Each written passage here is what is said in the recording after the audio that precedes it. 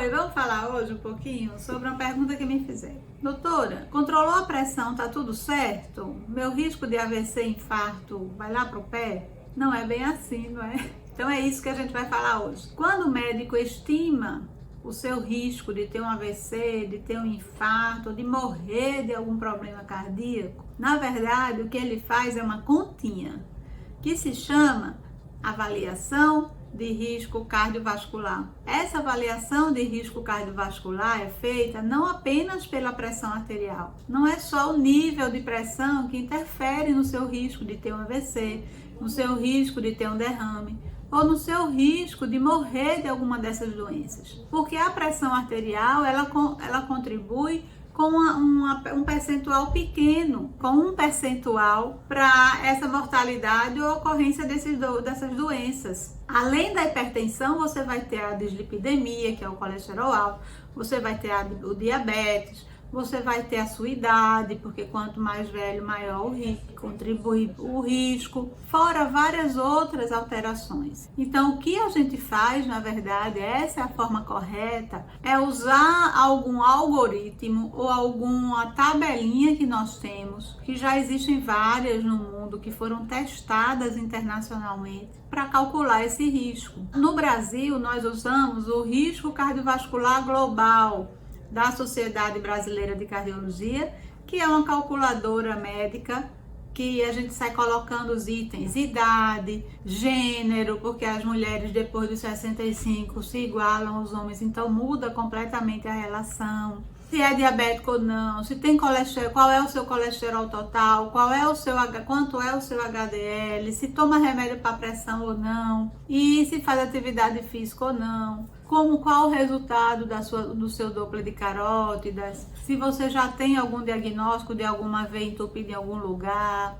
se você já teve infarto, AVC. Então, é o conjunto disso que vai dar um número. E aí, a partir deste número, você vai ser considerado como tendo baixo risco, intermediário risco, alto risco ou muito alto risco. Quando esse número dá menos de 10%, é menos de 10% em 10 anos de risco de ter um evento desses três, infarto, AVC ou morte por um desses dois. Então, você tem um risco baixo. Controlou a sua pressão, sua meta é manter ela abaixo de 14/9, e com o resto das coisas controladas. Se você tem um risco intermediário de 10/20, a gente vai ter que fazer exames adicionais para confirmar se você é baixo ou alto risco. A gente não pode se garantir no intermediário.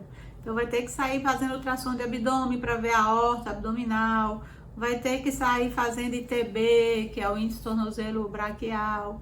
Então, buscando outros diagnósticos, afastando todas as possíveis complicações da hipertensão. Se tudo isso for normal, você vai ser considerado de 10/20, mas você vai ser considerado baixo. E aí a gente vai ver o que fez com que você fosse intermediário. Se é a idade, a gente não tem o que fazer, mas se for o colesterol, se foi a pressão ainda alta, se foi uma glicose ainda alta, a gente contorna e recalcula o risco. Se for de alto risco, ou seja, mais de 20% em 10 anos, você terá que tratar intensivamente a pressão com 2, 3 remédios, baixar intensivamente a glicose, o colesterol, combater o tabagismo, começar a fazer atividade física, perder peso, e a gente recalcula isso posteriormente quando tudo isso for controlado para tentar trazer você para baixo. E finalmente é aqueles que são de muito alto risco, que é quando esse número dá mais de 30%. Então a gente aí tem que ir com mais vontade ainda de